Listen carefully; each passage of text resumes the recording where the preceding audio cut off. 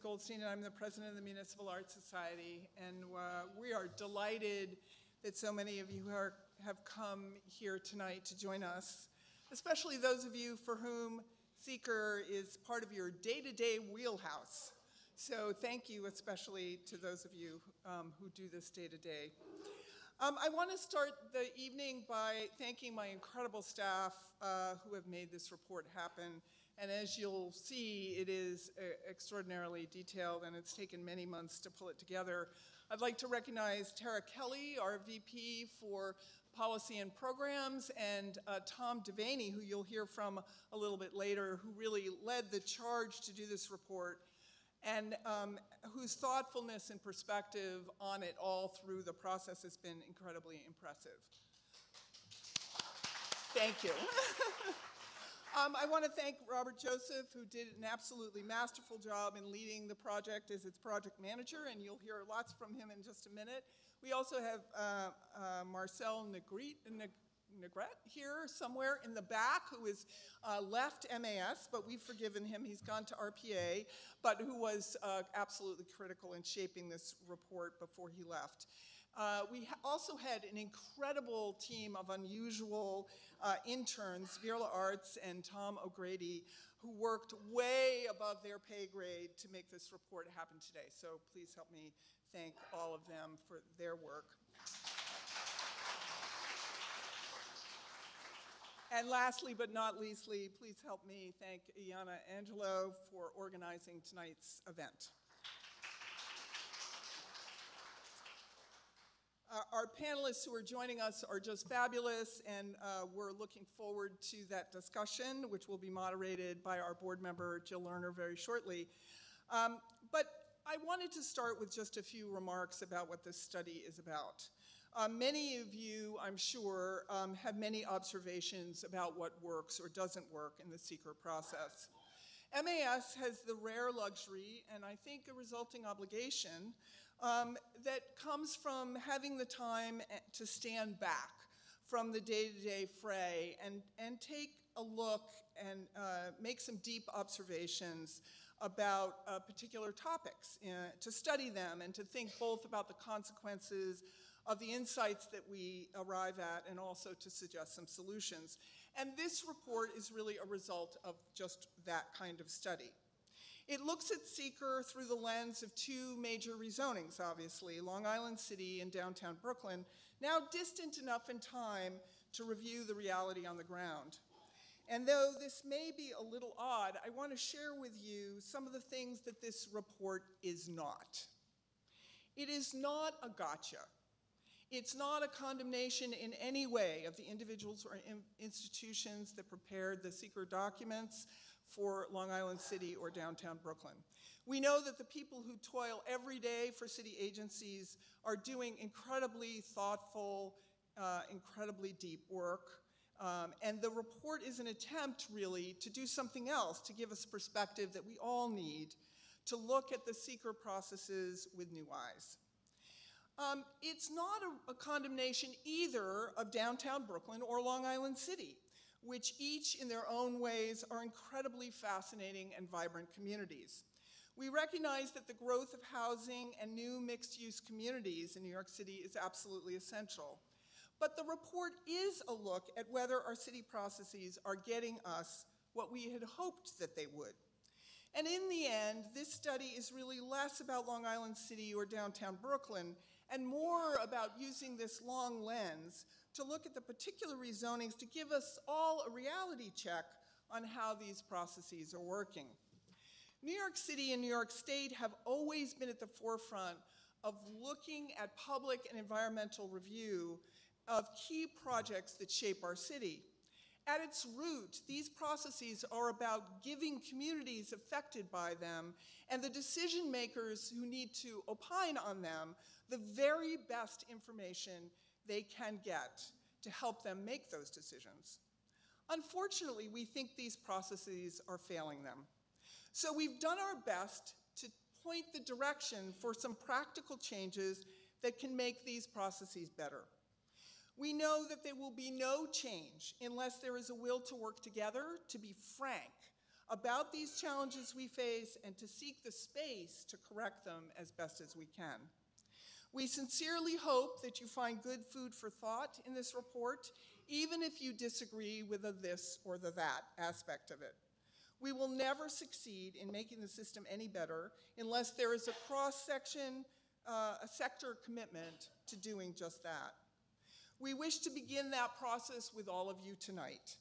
So now, please help me in welcoming Robert Joseph, MAS Project Manager for Preservation and Planning, to present our newest report, A Tale of Two Rezonings, taking a harder look at CEQR.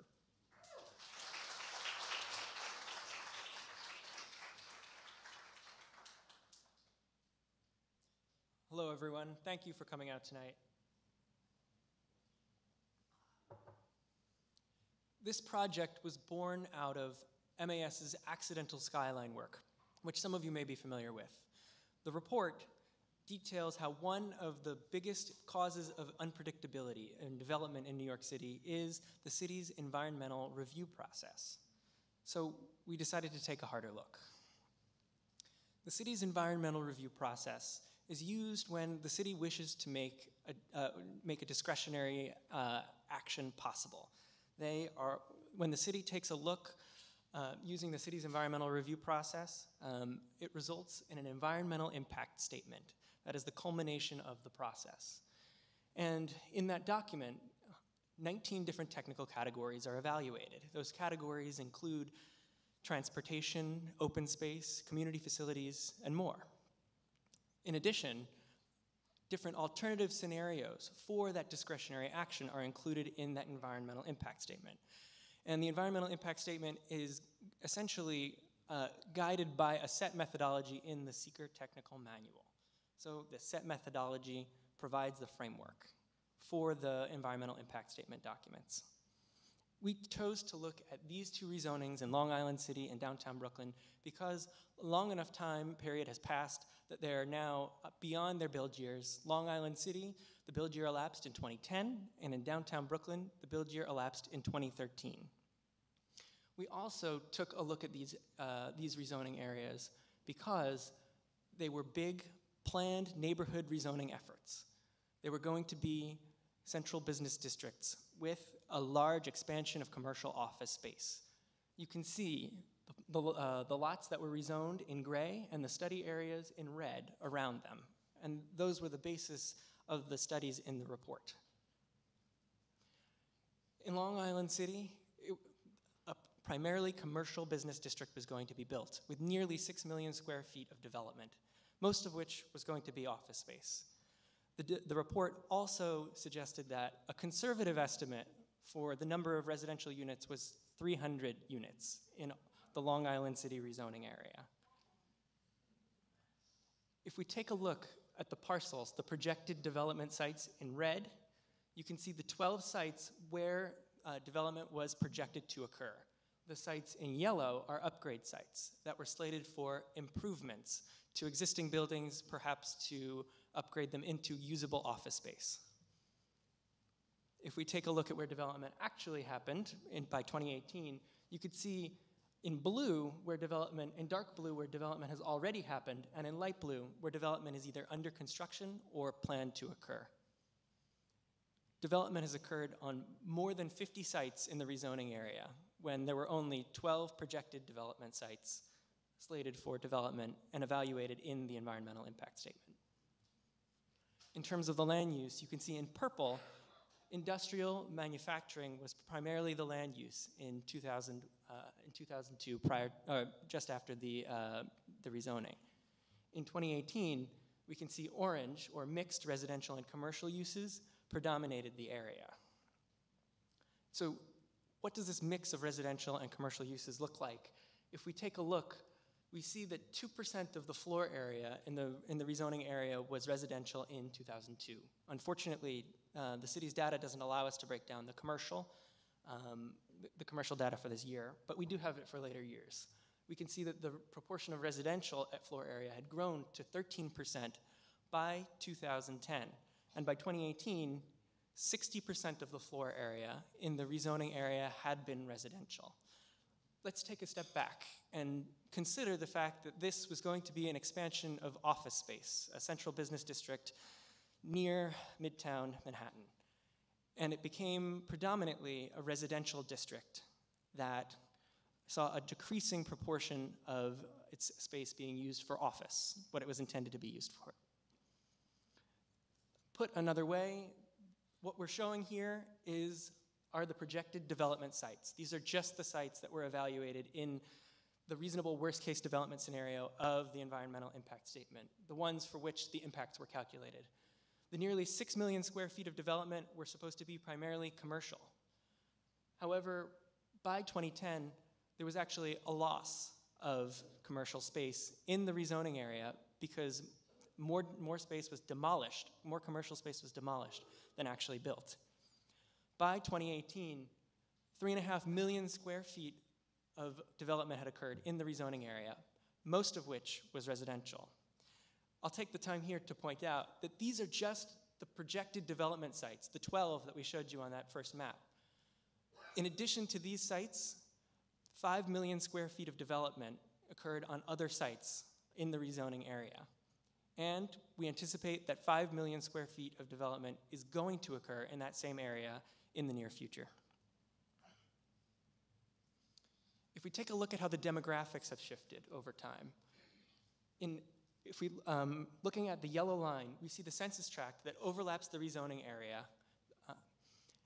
In inflation-adjusted dollars, the median household income in the rezoning area has more than doubled between 2000 and 2016. In addition, looking at the race and ethnicity of residents, we can see that the white and Asian populations have skyrocketed at the same time. The Black and Hispanic populations haven't gone down, but they have stagnated.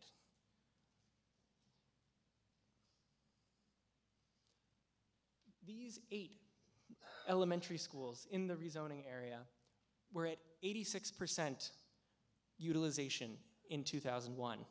However, today, 6 out of 8 of them are over capacity. They're over 100% capacity. And this is largely as a result of all the residents that have moved into this new area.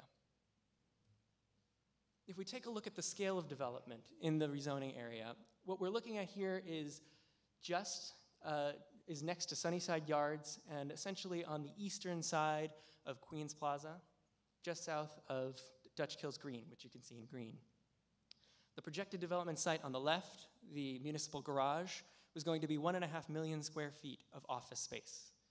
And the site on the right, projected site B, was going to be another 1.5 million square feet of office space on what was the Queens Plaza Marketplace.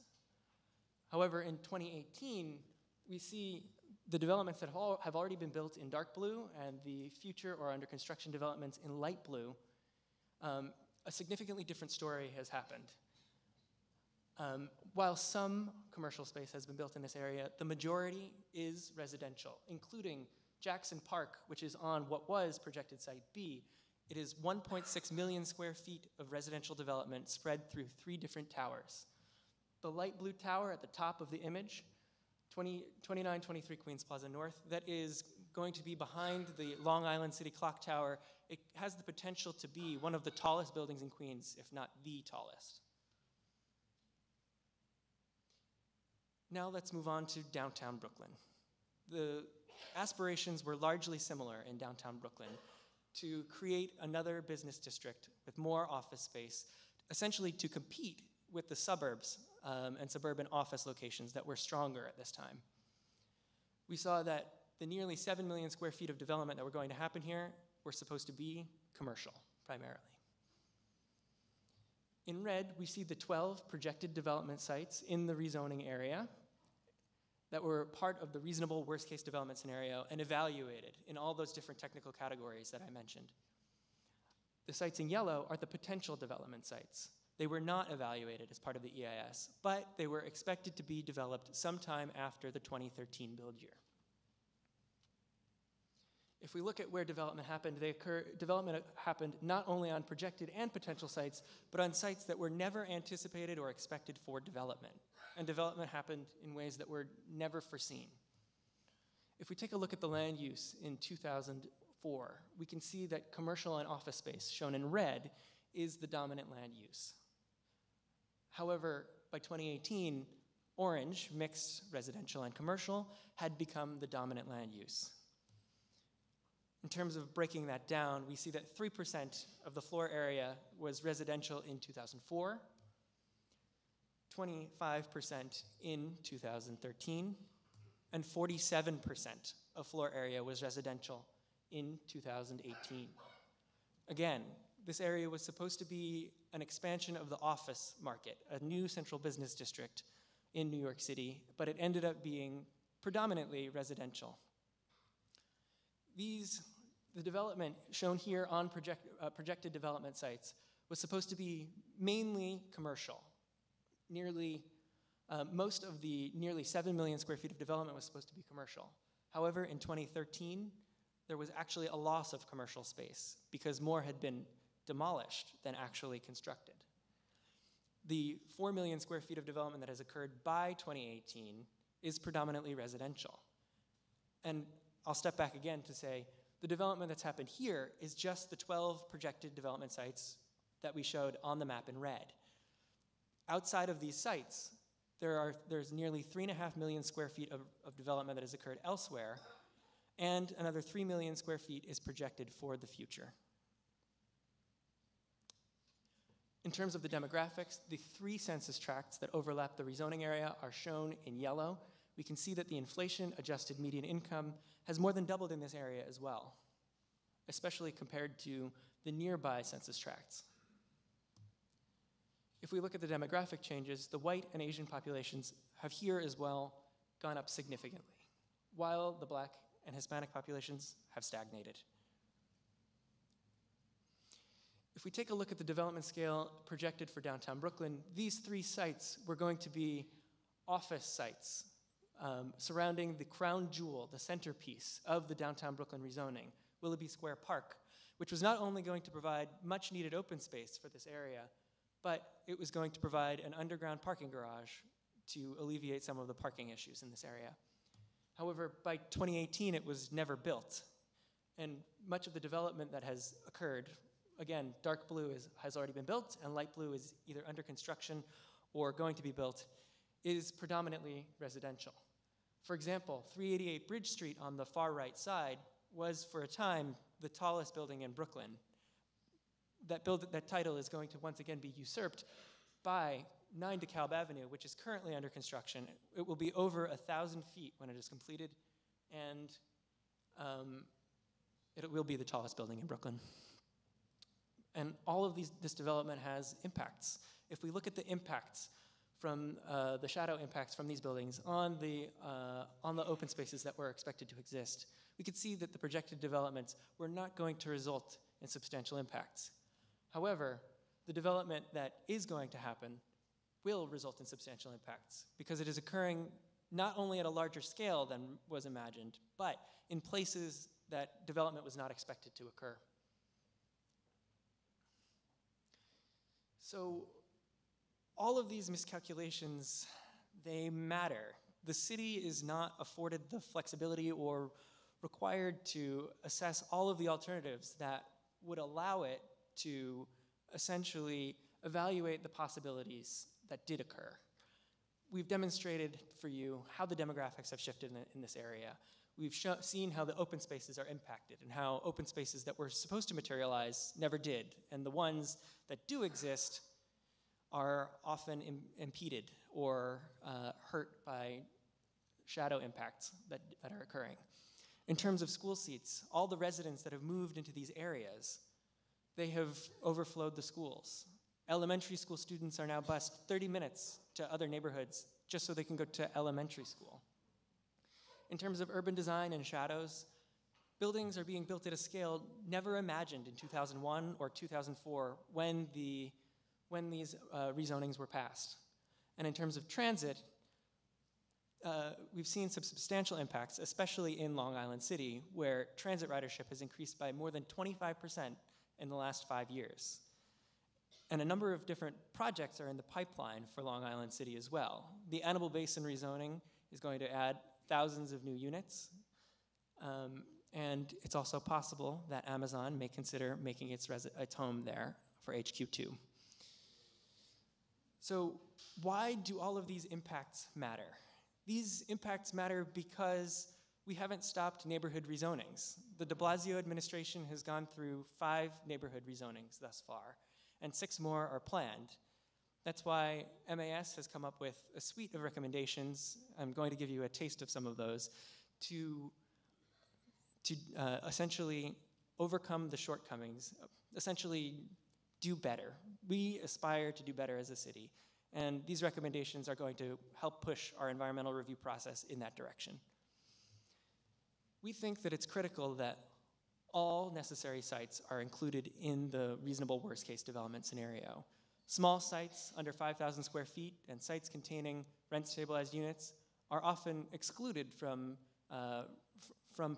potential development sites because they're not expected to be developed. However, we've seen that they can and have been developed in the past. In terms of increasing the range and scope of alternatives, it's really critical that we have the ability and flexibility to be able to study different opportunities for what development could be in these areas. If residential development had been one of the alternatives in these rezonings, decision makers would have had the ability to build more schools, make transit improvements. Essentially, we would have been able to mitigate all the issues, or many of the issues that would have arisen. We also recommend that generic EISs, like the one used in the 2005 Hudson Yards rezoning, be part of the process as well, especially for large neighborhood rezonings. They allow for flexibility in terms of phasing and a longer period of time for a build year. We also recommend improvements in the accuracy and relating how the project scope and need are related to the actions themselves. These rezonings that we took a look at, they were expected to be primarily business districts, but if we had more properly related them to the actions that we were, the rezoning actions, rezoning them for mixed use potential, we might have been able to see that there was a potential they could be disconnected from their original purpose and need. In terms of mitigation, it's critical that the mitigation measures that are a part of these reports are made public so that the public has the ability to hold their elected officials accountable. These are mitigation measures that are critical. It's a matter of not having enough open space to play for your kid to play in, or enough or schools or transit capabilities, or any one of a number of other different issues that these neighborhoods face. In addition, it's really critical that these mitigation measures are held fast, that we actually make sure that they happen. If they're put in the report and never followed up on, what do they matter? And finally, we think that it's really critical that we take a look back, a retrospective look at some of these rezonings that have occurred. In a lot of cases, when these rezoning documents are put out, they sit on a shelf and they're not looked at. But we think that it's really critical that after a set period of time, we take a look back and we see what happened and how we can adjust to the reality on the ground. Finally, we think that it's really critical to improve the quality and the clarity of these documents. For anyone who's ever taken a look at one, they're not easy. They are thick documents that are not written clearly. They are very technical, and they're not accessible to the typical New Yorker who's going to be faced with a potential neighborhood rezoning. We think that they should be made clearer and that these documents should be made readable to the general public.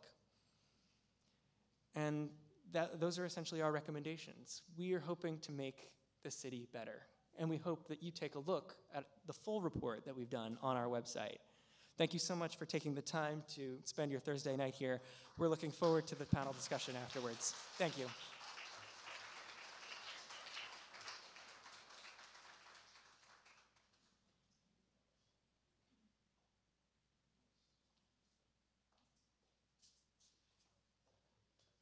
So now we're going to talk about this, including with you. So now it's my honor to introduce our moderator for the evening, Jill Lerner. We are blessed to have Jill serving on our board of directors of MAS. She is also the chair of our planning committee, which advises MAS on major zoning, planning, and urban design issues facing the city. The committee, with Jill at the helm, is an invaluable resource to us as we conceptualize, research, and fine-tune our reports, including this one. As a principal of Cohn Pedersen Fox, Jill has designed award-winning projects for public and private clients throughout the country, and I am absolutely sure in many places in the world. Here in New York, she has led a team responsible for NYU's new multi-use facility at the School of Law and CUNY's Newman Vertical Campus at Baruch. She is a registered architect and a former president of the AIA New York City chapter. Please welcome Jill.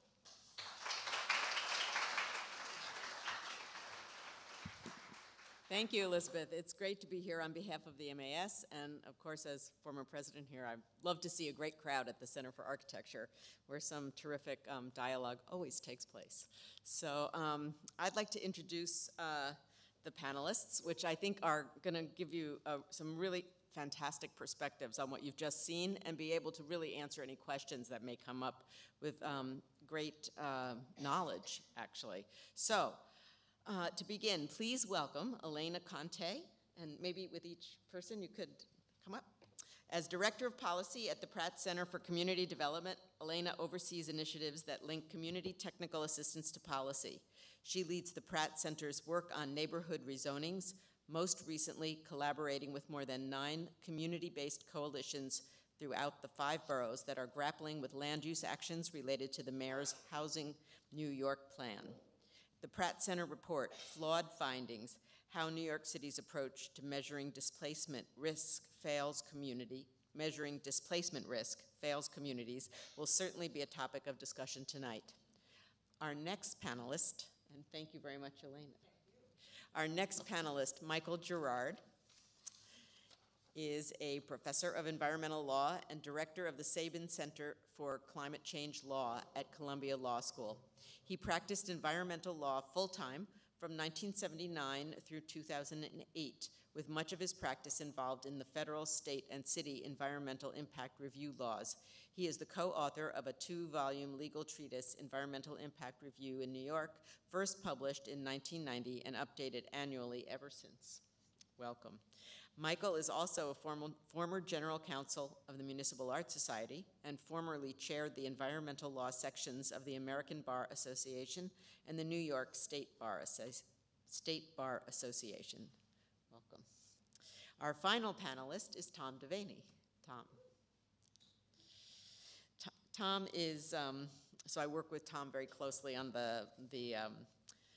at the MAS on the planning committee, and he's just an unbelievable resource, so knowledgeable. Senior Director of Land Use and Planning at MAS. Tom was a key architect of the report presented just a few minutes ago, which we will discuss further in just a moment. He brings more than 27 years of experience in public and private sector housing and city planning to his role at MAS, with former positions at Nassau County, AKRF, and Langen Engineering. Before we get started, I want to remind you to please join our conversation using the information that was just on the slide before. It's using Slido, S-L-I-D-O. Visit slido.com on your mobile device. There you go. And enter the code MAS to ask questions throughout the panel. And I will do my best as the moderator to see that we answer as many of the questions as can reasonably be addressed in the time frame. All right, thank you so much. All right, with that, I think we'll get started. Okay, let me, okay. May I? Okay, so to start with, what I thought we would do to begin is to have each of the panelists give just a few brief words about what they've just seen and some initial observations of their own in the first 3 to 4 minutes of the, up to 5, I think, for the discussion, and then we'll go from there with questions. Elena? Hello. So first of all, tremendous thank you to the Municipal Art Society for the invitation and to be part of this conversation. I really have to congratulate the MAS team for this forensic deep dive into the post-rezoning changes in neighborhoods. this type of review has long fascinated me ever since I read my first, DEIS in 2003, working for a community-based organization, and ever since I became a professional planner and have read many, many more at Pratt Center. I raise that because I think understanding the perspectives of community-based groups, especially in lower income and communities of color, is essential to making meaning out of this really dense content, right? And understanding what it means in people's lives, and how this and the Uniform Land Use Review Procedure really shapes communities and the way that they are experienced it, and the voices of those folks in those communities are a really important part of this conversation that need to be part of it. I think that in sort of quick reflections on the piece, I think there's an outstanding job done looking at how community infrastructure like schools and open space really misses the mark, right?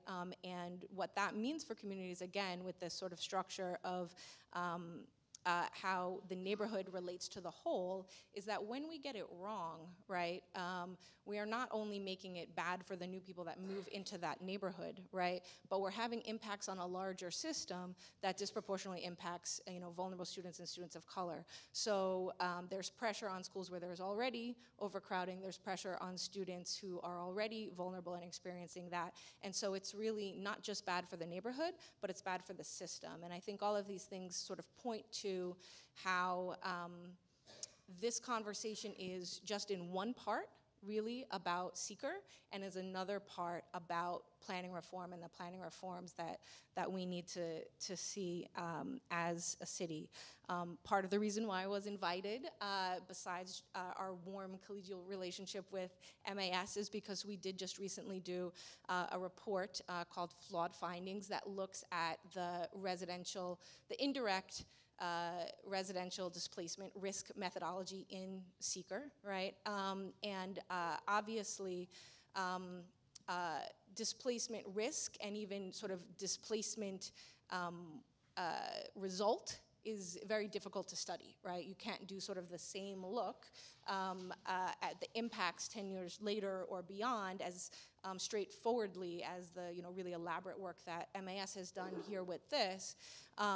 But you can look at the methodology and see some obvious things that are wrong. And we have the executive summaries available. You can check it out. But some obvious things are sort of the failure to look at race and ethnicity in demographics, an assumption that residents in buildings of 5 units or more are automatically safe from displacement risk. A very specific sort of set of neighborhoods that can be considered, right, not too gentrified, not gentrifying at all, just a little bit gentrified, right, is where you can find a displacement risk.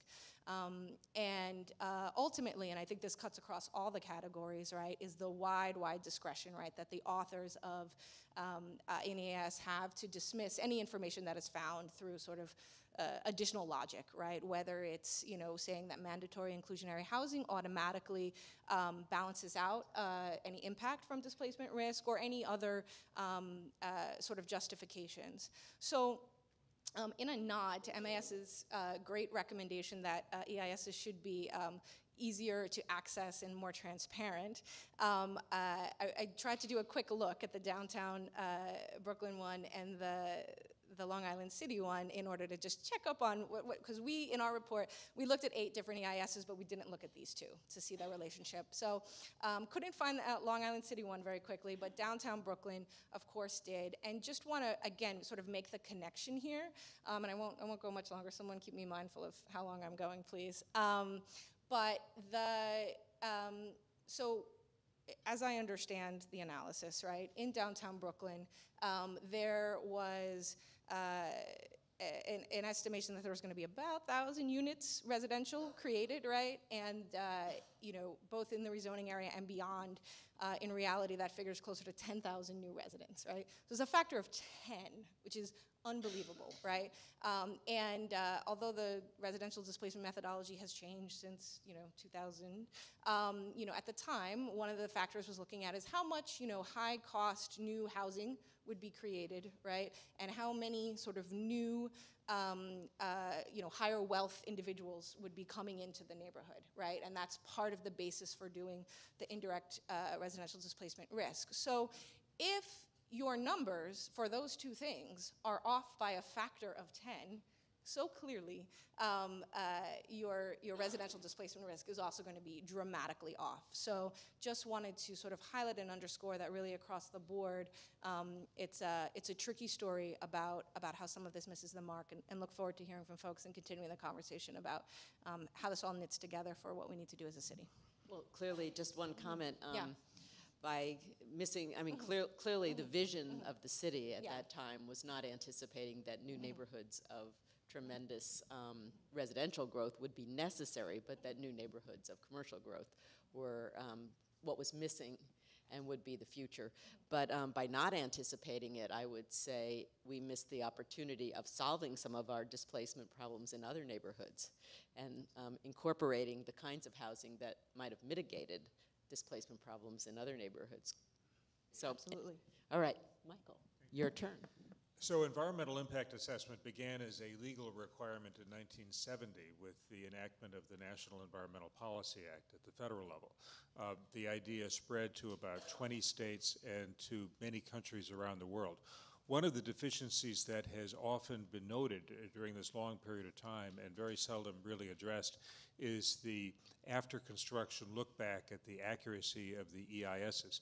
EISs have long gone on the shelf, the physical and now the electronic shelf, and are typically not looked at after it's done. So I want to congratulate MAS on doing this very detailed look back at the accuracy or lack of accuracy of two EISs is an exemplar of what ought to be done. A related matter is that EISs typically contain lots of mitigation commitments, but it is much less typical to make sure that the mitigation commitments are actually implemented. One of the difficulties with that, one reason it's so hard, as we just heard, is that many of the EISs are not so easily accessible. And I think one important step in that direction would be to create a website that would post the full text of all EISs on a readily searchable website where it would also be easy to find the mitigation commitments, and tie that with a GIS searching capability so you can look at any particular locations and find out not only where the projects were, but also where the mitigation commitments were, and to make sure that they line up with what actually happened. The city has done some of that. There is a website where you can find the locations of projects, but not a lot more than that. Ideally, this ought to be a nationwide database because there are about 500 EISs prepared every year under NEPA, more than 100 under the State Environmental Quality Review Act. It's a large volume of material. This would also make it much easier to avoid reinventing the wheel, because often the same kind of thing is analyzed over and over and over again in the same way. That really shouldn't be necessary. So we should take advantage of the new electronic capabilities to help people write EISs, to help people read them, to help people track what actually happened after the EIS was prepared, to make sure that the mitigation commitments were carried out. If the timing works, there ought to be consequences for failure to carry out mitigation commitments. And so if certain commitments needed to be done before the building is occupied, carrying it out ought to be a precondition of the issuance of the certificate of occupancy. People shouldn't be able to operate buildings that don't meet the mitigation commitments that were committed to as part of the project approval. Now, some of the mitigation commitments are beyond the power of the applicant, and so changes in traffic signal timing and various other transportation commitments. So you can't necessarily pin that on the applicant, but there needs to be some way to make sure that all this happens and that all the mitigation commitments are consistent with each other. An additional reason why it's necessary, I think, to continually look back at what was projected and what actually happened is that some of the bases for the projections change over time. The most prominent one we've talked about here, obviously, is a profoundly different neighborhood development pattern than was anticipated. But another area where the projections are changing is as a result of climate change. As the years go by, the projections about sea level rise and coastal flooding become more serious. Similarly, the projections about urban heat and the heat island effect become more serious. So it's necessary to keep up with that, not use 10-year-old projections, because as the science advances, we know more about what's happening. New York City has actually been a leader in incorporating sea level rise into EISs done at the city level, but a lot of other EISs that are not done under CEQR, but instead are done under the state or federal programs, do not use the latest projections. And we need to think seriously about the mitigation measures for some of these larger efforts. So with the urban heat island effect, heat is the natural hazard that causes the largest number of fatalities. More people die as a result of heat than hurricanes or tornadoes or flooding or anything else. And addressing the urban heat island effect, particularly through more vegetation, I think is an extremely important thing that the city can do. The final thing I wanted to say is don't expect too much from CEQR. That just because an adverse impact is identified doesn't mean it'll necessarily be mitigated. Just because we project that there's going to be a tremendous increase in transit usership does not mean that they're actually going to increase transit service or rebuild the subway station. Likewise, identifying that more school children will result doesn't necessarily mean they'll build more schools, but this information certainly does equip the planners who have that kind of responsibility at the Department of Education or the Transit Authority or whatever to know what's coming, so they are more likely to be able to project what happens. So CEQR is an essential tool, but it has important but limited ability to solve the problems that it identifies. Thank you. So you talked a lot about being able to, having a vehicle to check that the mitigation is implemented or not implemented. And so are you mostly referring, in this case, in this example, examples that were shown today, to the fact that, say, the park was not built in downtown Brooklyn? Yeah, that is one prime example, but you often see it's with traffic and yeah, other things. mitigation But was not that working. seems like a very clear example right. of something that was The part park, of the approval that really was never built. It wasn't built, and everybody assumed it was going to be built, and there should be consequences. Right. Okay. Tom. Well, I spent the majority of my planning career here in New York working on environmental review documents, so I've lived to tell the tale.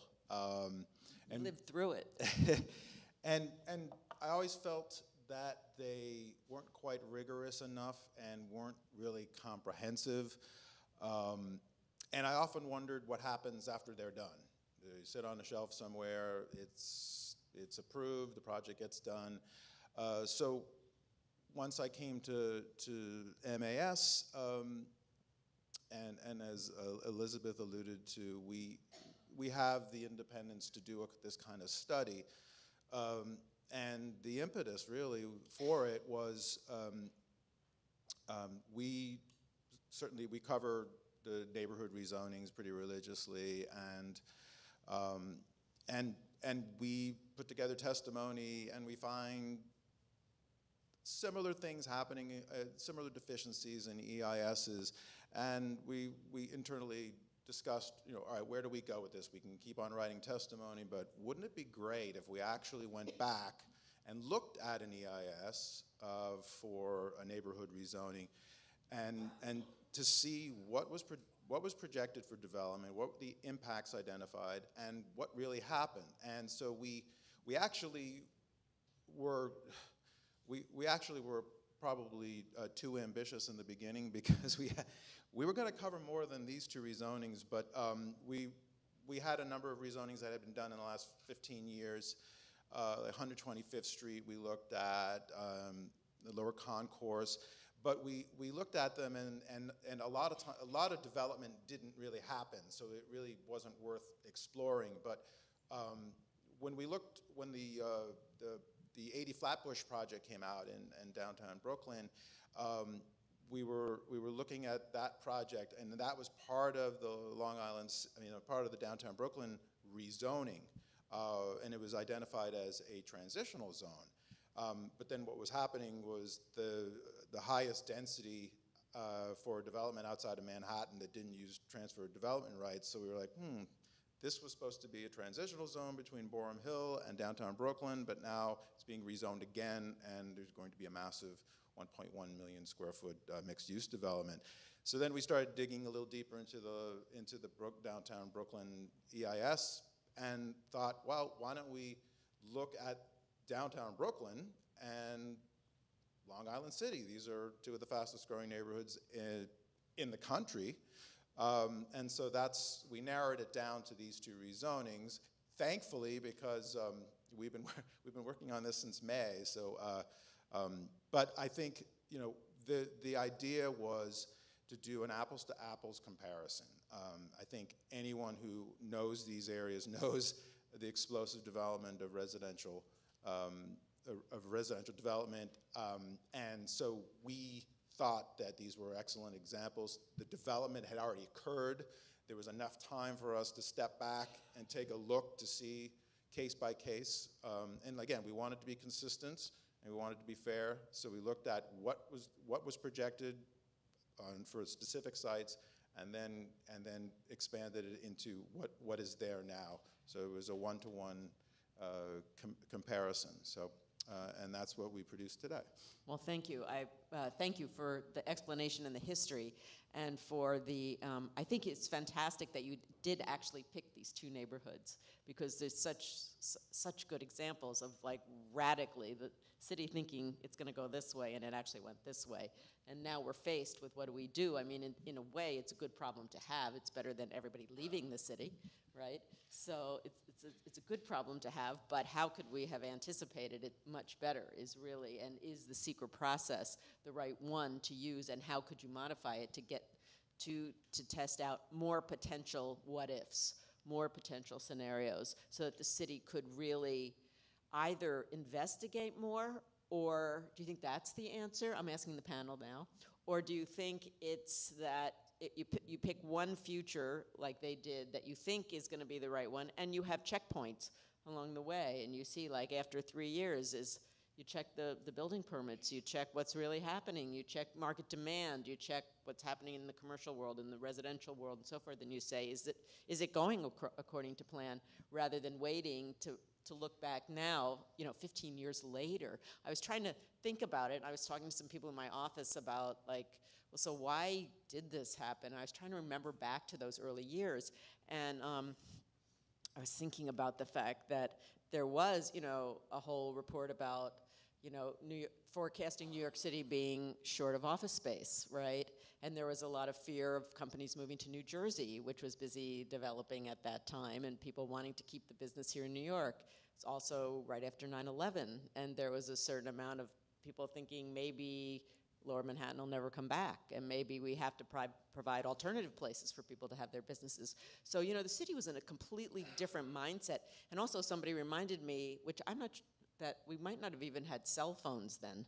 So, like, who could have anticipated, like, the tech industry, right? So, life changes, and there's lots of stuff that happens, and so how could we have better prepared ourselves to have the right infrastructure, the right number of schools, the right amount of parks, and the city commitment to have all the right data, so like you said, all the other agencies can do their part to make a livable city.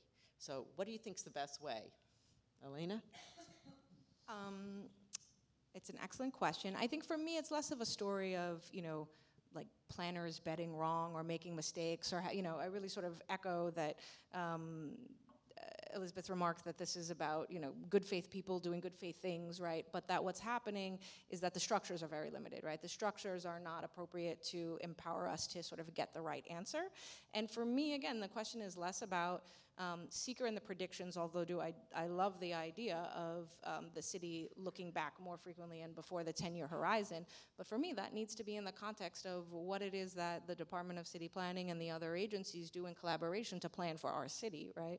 Because it's not just about what was the impact of a particular upzoning or a particular development, but what's the relationship of the land use review process to overall planning, and how do those intersect, and what are the mechanisms that we're creating so that those processes understand and speak with each other and are correcting, right, along with capital planning and along with all of the agencies to help us create the city and the neighborhoods that we want to see.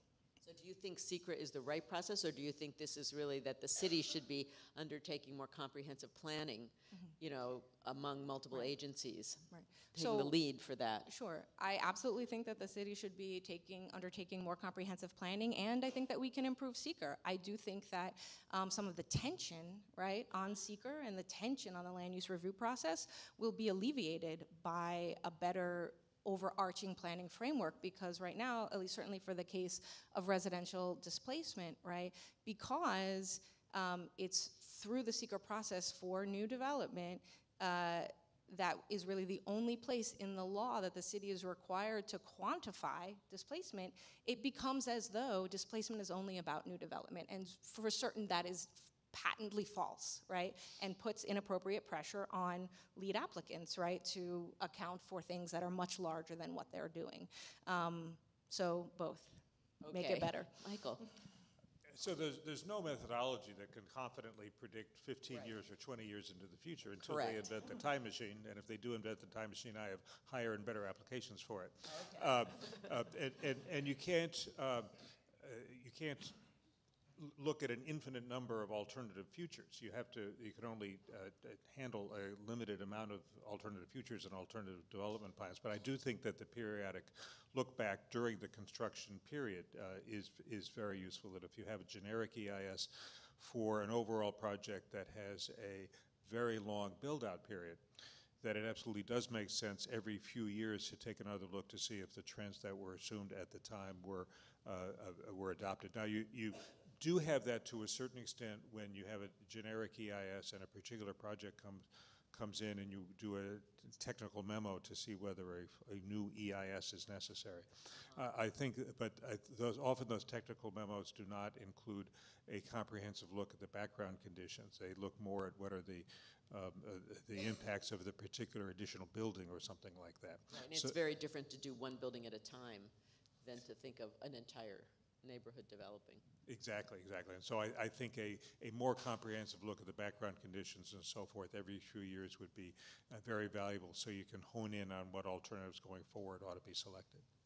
Thanks. Tom? Well, I think that CEQR as such is well-intentioned, and I think that the components are there to be an effective process. It's just that it needs to be more rigorous and needs to be more expansive. And I also, and to your point about comprehensive planning, I think that CEQR should be integrated into the comprehensive planning. For example, when the planning for open space and for schools should be built in to the comprehensive plan, and the impact should be anticipated. Also. But obviously, if you think you're planning a commercial development, you wouldn't really think you need new schools, right? That's the right. But I think that if you increase the scope of alternatives, so there's no you can get alluding to there's no, and we put this in our report. No practitioner has a crystal ball. We know there's no absolute 100% foolproof way to predict development, but if you increase the rigor and the scope of alternatives, you can limit those variances, and you can cover more potential developments so that it's already been evaluated. I mean, that's really the essence of CEQR. And I think that the important thing is to not make the same mistake twice and 3 times. And I think we've gone back and looked at environmental review from 2001 and 2004. Yet we're still seeing some of the same things that are going on today. In Long Island City, for example, there's a number of rezonings for massive developments along the waterfront, and they're bringing in a number of residents and school-aged children building schools that don't accommodate the new growth. So again, I mean, schools overcapacity of schools is a huge issue in these two neighborhoods, and that's not being solved. Okay, any questions from the audience? Nothing's popped up on my screen. Oh, there are questions. Yeah. So I'm going to take a risk. My name is Harley Dasco, and I was I suppose, a supervising planner for the downtown Brooklyn rezoning and had a substantial role in Long Island City. I have no disagreement with your conclusion that our crystal ball was not good, but I would like to point out that at the time we did it, there was no residential market, no growing residential market in downtown Brooklyn. Absolutely. There was no expectation that there would be one. Right. We put in the 1,000 dwelling units just as a placeholder because we said, well, there must be something that's going to happen over 10 years. If you looked at our 10-year projection, it would have been woefully inadequate by a factor of minus 5 million. And in Long Island City, the same thing. And if you look at our 12 sites, we still haven't hit the numbers in terms of gross square footage that we projected. If you talk about, yes, we were off by a factor of 10 in the residential number in downtown Brooklyn on the 12 sites. We were off by a factor of minus 20 on the commercial site. And on the commercial side, there's probably higher traffic numbers than residential. I know that the school numbers, when we did it and when we did several tech memos later, the nearest schools were underpopulated. You mentioned 86% in Long Island City. There had been an aging in place and no residential growth replacing it. And now schools have been built. The issue, I think, is not the environmental review process. And the issue is not inadequacy with it. Some of it is the issue of those who would say or use the environmental review process, the CEQR process, as a replacement for planning, and those who would use it as a replacement for continuing planning. We have been continuing planning. School Construction Authority has been continuing planning. EDC has negotiated individual development sites with schools included as part of recognizing what's going forward. We were off by our projection of a primary displacement. Right. Have not acquired properties. Right. So it's it is a very precise and professionally and accurately and taken out sometimes to 1 second of green time on a traffic light, but based on gross numbers. And it is not a substitute for planning, and it is not a substitute for continuous planning, and it is to define one decision, and once that decision is made, other processes and other governmental agencies should be responsible, and take responsibility for dealing with unprojected consequences or just things that happen. So thank you. Yeah, I don't think anybody up here thinks there's a crystal ball to it, and I think it's not a critique, as you all said and as the presenter said, of anything that took place 15 years ago. I think it's just looking back where we are and how could the city today have been better prepared for the way things did evolve. And your comment of using phrases like continuous planning is certainly a good way to think about it. And for next time, we're looking at how to make the process constructively better. And I also think your comment about that the CEQR process isn't a substitute for comprehensive planning is also a very good observation that we've alluded to in some of our prior conversation. Excuse me, the questions have popped up, so I think I have to take what's on the screen here. So I apologize. So, but you can type in. What is it again? Slido, SLIDO.com. Ask somebody next to you. I'm so sorry. Okay, so you mentioned this a little bit. Thank you, whoever's doing the IT. So you mentioned this a little bit in your remarks, but the most popular question seems to be how will the environmental realities of the 21st century, sea level rise, heat wave, increased storms, et cetera, be incorporated into the CEQR process? It is an environmental review process after all, so I think it's a great question. So, of course, New York State has adopted official sea level rise projections. Or how should it be incorporated, maybe? Yeah. Right. Well, yes, it absolutely should be. So the Department of Environmental Conservation a couple of years ago adopted official sea level rise projections, which ought to be incorporated into all environmental review processes if it's at all near the coastline. But people should continually update that. There is a New York City panel on climate change which updates a lot of the projections and other methods. And given the magnitude of some of the possible changes, I think those have to be an integral part of the planning at every level. The Port Authority is talking about spending several $1 billion rebuilding some runways at JFK. Yeah. They issued an environmental assessment, not under CEQR, but under NEPA. The draft has one paragraph on sea level rise. One paragraph, and it's at JFK? It has a paragraph on sea level rise referring to an appendix that's about 4 pages and has very little detail. So I think we need to take these issues a great deal more seriously than we do, given the magnitude. So a question comes to mind, a follow-up question. So sometimes people refer to doing the EIS as something they have to do. It's like checking the boxes.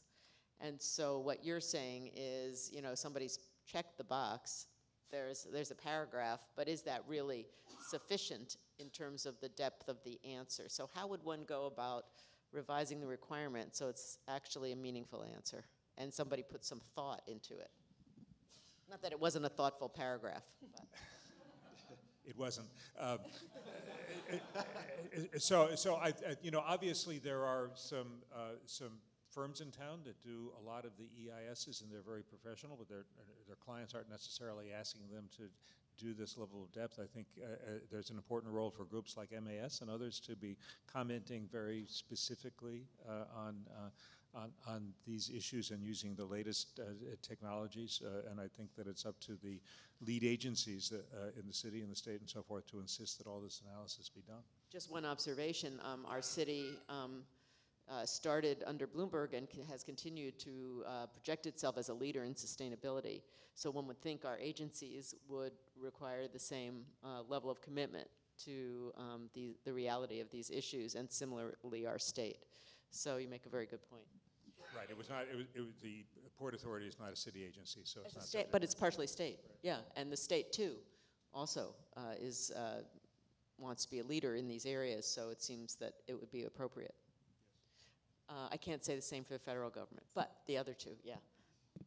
Well, I agree with Michael. I think that NEPA is the federal level, but I think that the city should set a precedent for very rigorous evaluations of climate change, not just for large-scale projects, which is pretty much what CEQR is right now. That every development, every project that falls under CEQR evaluation should be reviewed for resiliency. And we actually, one of our recommendations for alternatives is for large-scale rezonings is for a project to incorporate a optimum sustainability development scenario where LEED-like levels of reductions in energy use and water use, heat island effect, and shadows are incorporated into the review, so that it's not necessarily that the project has to go there, but at least in terms of disclosure, you can compare what the energy savings and the sustainability aspects of an alternative compared to what is being proposed. Thank you. I think that's good. And air pollution is also should be in the list there. So, okay. One question that I think is excellent. So this goes back to one of the other points we talked about going back and checking how's it going. Are we on track relative to what the EIS was projecting? So what do you think about required reviews of the EIS after 5 and 10 years to review their accuracy and, if off, require additional mitigation measures? Sounds very expensive for the submitter, but what do you think? Sure.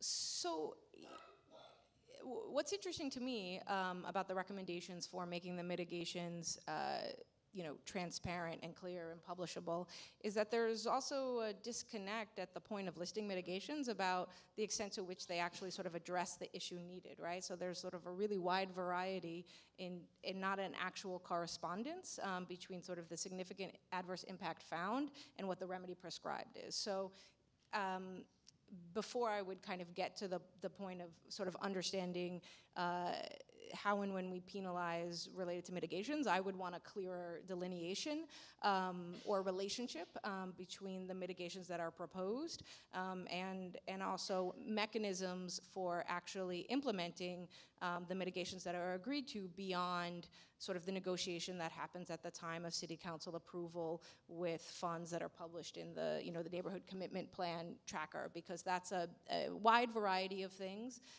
that come from a whole range of areas, only a fraction of which I think are actually tied to the environmental impacts of that. But absolutely checking in, for sure. Whether that's the responsibility of the preparer of the EIS, I'm not sure is appropriate absent sort of looking at that initial framework of correspondence. I think that's a very good point. Whose responsibility is it? Because a particular developer or a particular agency sometimes doesn't have the ability to implement some of the mitigation measures. So what do you think could have been done to, for instance, facilitate the park being built in downtown Brooklyn? Had it been a binding part of the city's approval over the overall project that the park would be built? Wouldn't it have to be funded? Well, in the first place, you could make sure that the land is available, and it's harder to commit in advance for the funding to be available. That's hard to do years in advance. But according to the diagrams, it's still there, right? Well, nothing's been built on it, Right. and there's no underground parking yet, so. So it's there for the taking. It's still there for the taking, Jill. So what do you think? Well, I think that I think that it gets to with downtown Brooklyn, and specifically with Willoughby Square Park, it was set up to be created by private development, and I think that's where the mistake is. I think that when you have a wide scale rezoning, that open space should be incorporated into the plan. That's not dependent on funding from the private sector, because it's complicated. So, switching topics, are there examples of successful impact analysis in other cities that New York City can look to for inspiration? That's well, I think one thing for sure that New York City has a very rigorous environmental quality review process, and it may be flawed, it may not be perfect, but it's something that, granted how large New York City is, I mean, there aren't many examples of this type of process being as comprehensive as it is. Again, I think that I know California has very rigorous environmental quality review, but again, San Francisco is a much smaller city, and it's much more contained than New York City. And New York City is unique. It's very hard. You can't compare it to any other city in terms of size. So there's always that. But I think that what we have can be improved, and I think that's where it lies. But I mean, maybe Michael has looked at other states that have adopted CEQR regulations. But in terms of city environmental quality review, we have the process. It just needs to be improved. Yeah, and I would say that in the U.S. at least, New York City is pretty much the state of the art. The CEQR technical manual is more advanced than we see anyplace else, and so. But our cost of construction is higher than almost any place else, perhaps. I'm not sure exactly, but certainly, and there's been a lot written about that. And to the extent that time is money and processes are more complicated, does that hurt us in a different way? Just devil's advocate. Yeah, although of course the secret process is only one of a long list of things that Correct. increase delays and construction costs. A lot Correct, gets pinned on it, but that's really only a fraction of the problem. Of the total situation. Are there other examples, would you say, EIS situations in New York City where different neighborhoods were rezoned, where the EIS process did get it right and it did really allow New York City to build really well-balanced neighborhoods with the right infrastructure and the right amenities and the right quality of life? Well, that would be no fun doing that. Well, we actually, well, That's very New York. I guess we didn't look at case studies on secret that went well. Maybe that's for 2019. Yeah, well, it might be good to have like a good example. Yeah. So but that's comprehensive, much more comprehensive planning than just going through the secret process. That was really a very deliberate, to my understanding, a very deliberate situation of discussing how do you build a new neighborhood, which is what you were alluding to. So as opposed to just using the environmental process to get at it. So maybe that's part of the answer. But that's also an interesting example because when that EIS was originally done, the assumption was that a stadium would go there, and the world changed. Yes. And so what's interesting is, you can anticipate, or the city or any of us, it goes to the crystal ball situation. You anticipate a certain thing, and then for lots of other reasons, in that case, it was a lot of civic objection to putting a stadium right in Manhattan, but also economic factors that ultimately made it much more sensible to build a combination residential commercial neighborhood. And the High Line, when that came to life, it was very clear that the neighborhood would evolve in a very different way. And that's actually a good example that Hardy brought up because that was actually a generic EIS, so it actually was the Hudson Yards and the extension of the 7 trains. So there's 2 different projects in the same area. And including transportation and added square footage. So very interesting. So that speaks to thinking about more than one system at one time. Absolutely. Okay, maybe one question in the back. Very quick. If the city rezones an area with certain planning objectives in mind, why should a private developer be free to come in and impose an alternative reality? Why can't the city simply zone a block commercial and then tell private developers you're not free to make it residential instead? Because if you look at downtown, let's take the case that was, first of all, do you think that downtown Brooklyn would be a better neighborhood if it was 100% commercial today? Looking back, from an architectural and a city planning standpoint, looking back, if we had built that neighborhood, you'd have another neighborhood, just like they have across the country, that's completely dead at night. You would have a place that people come to during the day, 9 to 5, then they leave. And in hindsight, for instance, the way Lower Manhattan has redeveloped, it's with much more of an eye to creating a mixed-use neighborhood. And in fact, it's interesting that what's happened now, there's a real demand for commercial space in downtown Brooklyn that didn't exist 15 years ago. So over the last 15 years, as New York City has grown in population and more people have wanted to come here to this great city, there's been more and more need for housing. Now, the type of housing is another question. But as a result, there's so many people that live there that now there's greater need for commercial space. And also there's been an investment by NYU in terms of academic space and so forth. So there's a lot of changes that have taken place that have created a mixed-use neighborhood. So I'm not sure, personally, that the right answer is the city or any EIS should prescribe what they want and then there's no way it would have just laid fallow if there wasn't a market demand if there wasn't an economic demand for office space. It would just be the same as it was, and you weren't allowed to build anything else. I think our city has to be resilient, has to be responsive and nimble in order to be able to that's one of its real strengths. That I think that combining a secret process that's the rigorous, one of the most rigorous in the country for environmental review, with the ability to make changes as demographics change, as business needs change, as the market changes, actually creates a really vibrant city. Yes?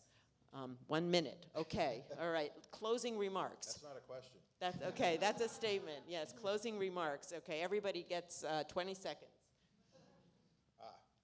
Well, I just want to say it's really gratifying to see the crowd here tonight. I think this is a really interesting topic for a lot of people, practitioners, planners from both sides. And I think that the solutions to some of the deficiencies and flaws in the CEQR process is going to take the public and practitioners and the city alike to work on. And I think, you know, one of the goals of this report was really to start the conversation. And with Alina's report coming out at the same time, I thought it was a really good 1-2 punch in starting that conversation. And we don't want it to end tonight. Thank you. Michael. So 10 years ago, the Municipal Art Society did a report about CEQR and climate change, and it went on the shelf. I hope that this report does not go on the shelf, that people actually implement it, because it is full of fine recommendations that ought to be acted on. Interesting you say that. One of the next questions was, how are you going to make sure that this report has some influence on policymakers and elected officials, which would have been a great question. But we'll have to save that for next time. Elena. Well, I think part of my closing is maybe perhaps part of an answer to that. Obviously, it's an invitation to continue the conversation. I know there are lots of folks in government here this evening. And if you're in government, whether you work in CEQR or planning, and you are astonished at the findings from this, I think that calls upon you to be an advocate for improved planning, right? And there's lots of opportunities to do that, both in your day job and your official function, right? And as the technical manual is being considered, helping to make a place for the public to interact with that process is very important. And as we consider charter revision, right? And what are the connections between all of the issues that we're talking about tonight and the structures that can really link them together, let's continue that conversation. And Pratt Center will be coming out with sort of a volume 2 related to business displacement. So we're looking forward to, following up. Quick plug there. So let's keep talking. Yeah. Okay, so I'd like to thank our panelists. Mm-hmm.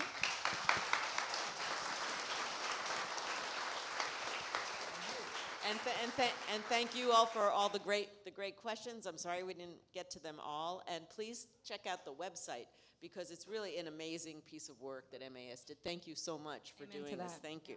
Elizabeth? Thank you all. We really appreciate your coming tonight. And we're really hope you'll come upstairs to continue the dialogue informally. There's wine and cheese and lots of conversation. I can feel it in the room upstairs. And we also urge you to take a look at the 125th anniversary exhibition of MAS, which is in the side gallery, which is really fun.